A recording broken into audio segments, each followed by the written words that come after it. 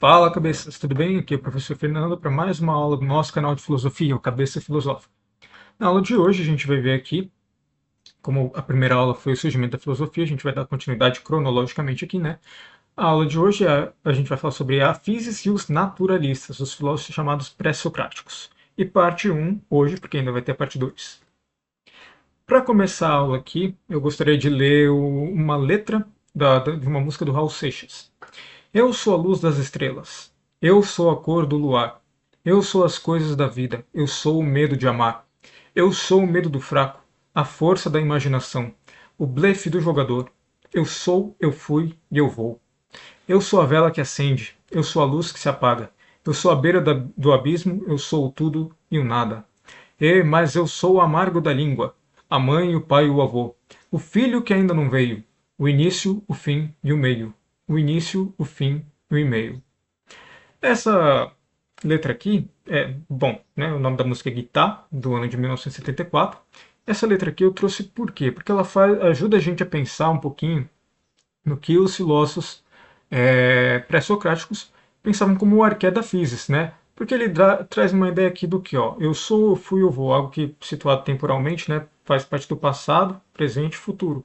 Algo que se originou, algo que faz parte de um processo que está acontecendo e algo que virá no futuro no seu encerramento, né? Como ele diz ali, ó, eu sou o início, o fim e o meio.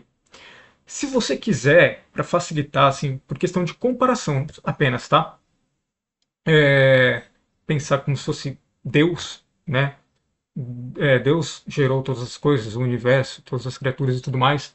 Ele está presente em todas as coisas aqui e quando a gente morrer, talvez encontremos ele. Aí vai depender de você. Talvez encontremos ele. Traz essa ideia assim de algo que faz parte de todos os momentos de uma realidade do seu início, sua geração, do processo de sua existência e do seu fim, né? E isso é tendo isso em mente que os filósofos pré-socráticos pensaram sobre a arqué da physis, o princípio da realidade, a realidade em sua radicalidade. A gente viu na aula passada que os primeiros filósofos, eles iam se preocupar com uma cosmologia. O que é uma cosmologia? É um estudo do cosmos, sua origem e como ele funciona. Mas uma das perguntas principais que se faz no sentido aí do estudo da cosmologia, de se voltar para a cosmologia, é se perguntar qual o fundamento da natureza. Qual é o princípio que sustenta tudo isso aqui, do qual tudo se originou e que subjaz em toda essa existência, né? Essa é a pergunta principal. Como a realidade, né, veio a ser, a natureza veio a ser, como ela funciona? São outras perguntas também. E a natureza aqui, ela é a physis, né, entendida como realidade primeira e fundamental. E ela tem como um princípio algo que um dos filósofos vai definir. Para um é a água, geralmente um elemento da própria natureza. Para um é a água, para outro é o ar, para outro é o fogo, para outro é uma coisa chamada peiron, algo totalmente abstrato, né? E os filósofos que se dedicam, se voltam para esse tipo de questionamento são chamados naturalistas. Por quê? Porque eles estão preocupados com a natureza. Eles se perguntam sobre a natureza, qual é o seu fundamento, de onde que ela veio, o que sustenta todas as coisas, de onde se origina o movimento das coisas, porque é assim que a natureza funciona. Por isso eles são chamados naturalistas. Dentre eles, a gente tem alguns aqui que eu trouxe, mas que são os que eu vou abordar nessa e na próxima aula. Mas tem vários outros também, tá? Se vocês quiserem que eu fale deles, deixa um comentário aí. Mas a gente tem aqui também o Tales de Mileto, Anaximandro de Mileto, Anaxímenes de Mileto, não é Anaximenes não, tá? É Anaxímenes, Anaxímenes de Mileto, Heráclito de Éfeso e Parmênides de Eleia. Mas tem vários outros. E eles são os chamados monistas. E o monista tem dois sentidos, mas a gente vai falar de um deles só hoje aqui, tá? Que o monista é aquele que concebe um único elemento da natureza como sendo o arqué da physis, tá? Tem os pluralistas também, mas por hoje só os monistas. E a gente aqui tem três, o Tales, o Anaximandro e o Anaxímenes, que eu não consegui imagem aqui porque o Instagram dele não tem foto de perfil, mas dos outros dois aqui eu consegui tirar uma imagem sim, para trazer aqui para a gente ver mais ou menos como seria a carinha de cada um. Primeiramente, Tales de Mileto. Tales de Mileto pensou que o arqué da physis seria a água. Ele, supostamente, porque não dá para ter tanta certeza assim. O Tales, inclusive, ele nunca deixou nada escrito. Né? O que a gente sabe dele é por doxografia. O que é uma doxografia? É um texto que pessoas que nasceram depois dele, pensadores que nasceram depois dele, escreveram ouvindo falar sobre ele. Tá? Então são registros póstumos, as doxografias. Como, por exemplo, o Aristóteles, que escreveu sobre Tales de Mileto. Né? Mas assim, Tales supostamente teria ido para o Egito e percebido que o rio Nilo era muito importante para aquele povo, além de outras observações também que ele teria feito, né? As sementes são sempre úmidas, tudo que onde tem vida tem água. Para plantas crescerem e florescerem é preciso regá-las, elas precisam de água. A gente bebe água para sobreviver, os animais também, né? E as plantas, quando morrem, secam, né? Então ele percebeu, pô, onde tem vida, tem água. Onde tem secura, tem morte. Então, como tudo na realidade tem vida, tem a vida, a realidade é animada. Anima é uma palavra do grego que significa alma, então animado, desenho animado, quer dizer um desenho que tem vida, né? Então toda a realidade é animada, né, para o Tales. Como tudo tem vida, então a água tem que ser o princípio fundamental da natureza, já que onde tem água tem vida. Beleza? E se assim, a gente for pensar a água no que ela simboliza, no que ela representa, pô, a água é fluida também. Isso dá a ideia de que toda a realidade está em movimento, né? Até porque também o Tales ele não está falando da água física, exatamente. A água física é uma manifestação da água enquanto princípio.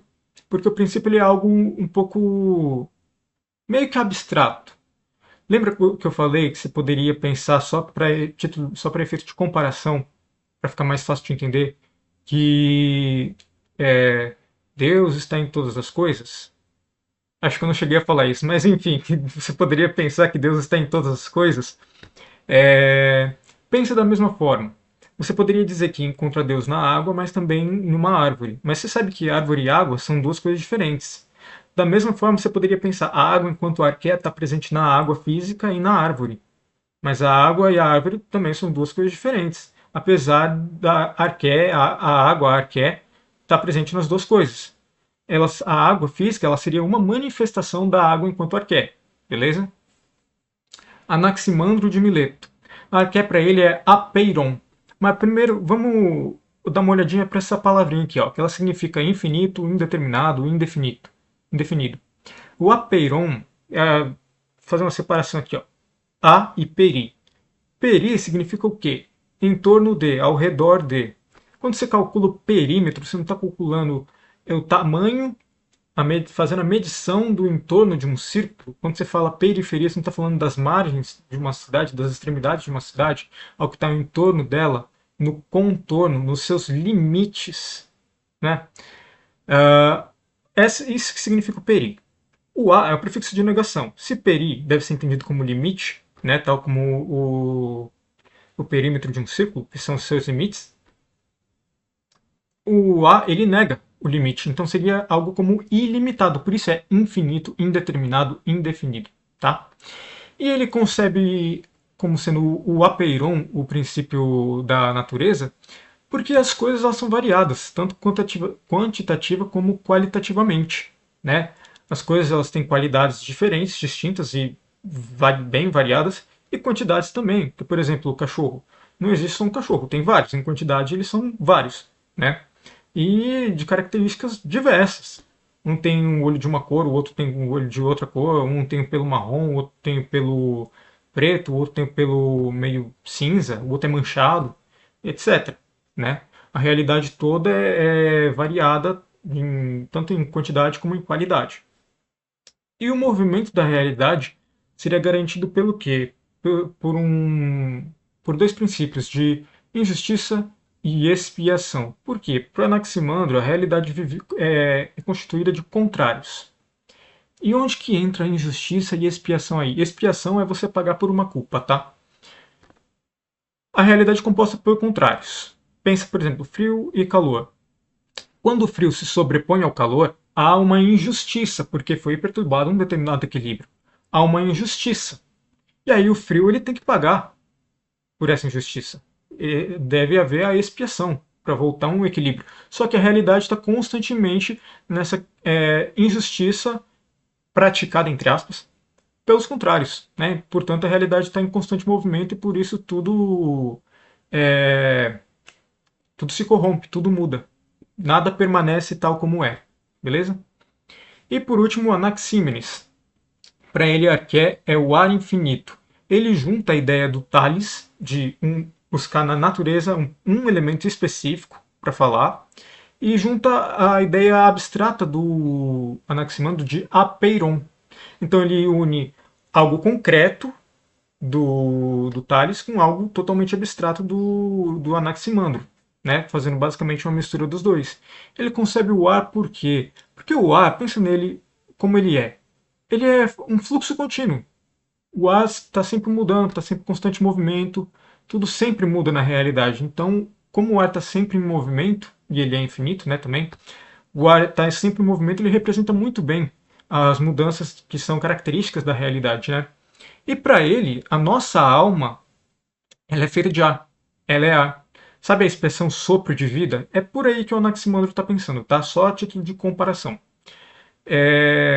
E como na realidade, para ele também, tudo é animado, toda a realidade é cheia de vida, como a nossa alma é constituída de ar, tudo na natureza é constituído de ar também. E todo esse movimento se daria por processos mecânicos do ar, de condensação e rarefação. O ar se condensando, ele se torna nuvem, que gera água, e se condensando ainda mais, ele se torna terra e rochas. Né? E rarefazendo-se, ou seja, ficando mais ralo, ele dá origem ao fogo. Tá? Era assim que Anaxímenes pensava. Beleza? Se tiverem alguma dúvida, deixem nos comentários também. Dá uma curtida no vídeo se você gostou. Se não gostou, curte também. E é isso. A gente se vê numa próxima. Abraço e até mais.